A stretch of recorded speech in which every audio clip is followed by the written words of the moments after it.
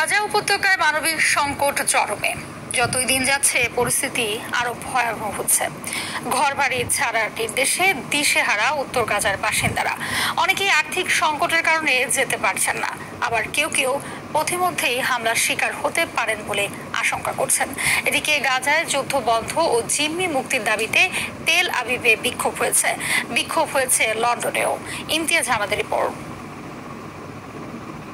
পথে ইসরায়েলের হামলার শিকার হতে হয় কিনা এমন গভীর শঙ্কা থেকেই জীবন বাঁচাতে ঘর ছাড়ছেন উত্তর গাজার বাসিন্দারা।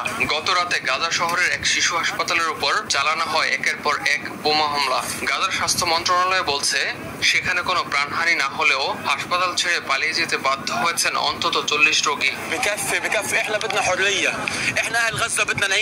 হামলা সত্ত্বেও চিকিৎসকদের সঙ্গে রয়ে গেছেন শিশু ও গুরুতর অসুস্থরা।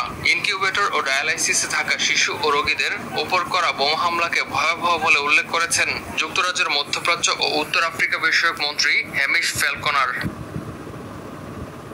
জাতিসংঘের স্বাধীন তদন্ত কমিশনের প্রতিবেদন প্রকাশের একদিন পরই গাজায় ইসরায়েলের চালানো গণহত্যার বিষয়ে বিবৃতি দিয়েছেন যুক্তরাষ্ট্রের সিনেটর বার্নি স্যান্ডার্স।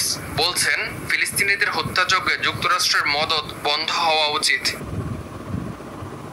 এদিকে গাজা যুদ্ধ বন্ধ ও হামাসের হাতে জিম্মি থাকা বন্দীদের মুক্তির দাবিতে রাজধানী তেল আবিবে ইসরায়েলি প্রধানমন্ত্রীর বাসভবনের সামনে বিক্ষোভ করছেন শত শত মানুষ। তারা অভিযোগ করছেন, নেতানিয়াহু যুদ্ধ থামানোর পরিবর্তে হামলার তীব্রতা আরো বাড়াচ্ছেন। অন্যদিকে যুক্তরাষ্ট্রের প্রেসিডেন্ট ডোনাল্ড ট্রাম্পের যুক্তরাজ্য সফর চলাকালে লন্ডনে অনুষ্ঠিত হচ্ছে বিশাল বিক্ষোভ সমাবেশ। বিক্ষোভকারীরা ফিলিস্তিনি পতাকা হাতে যুদ্ধ বন্ধের দাবি জানান।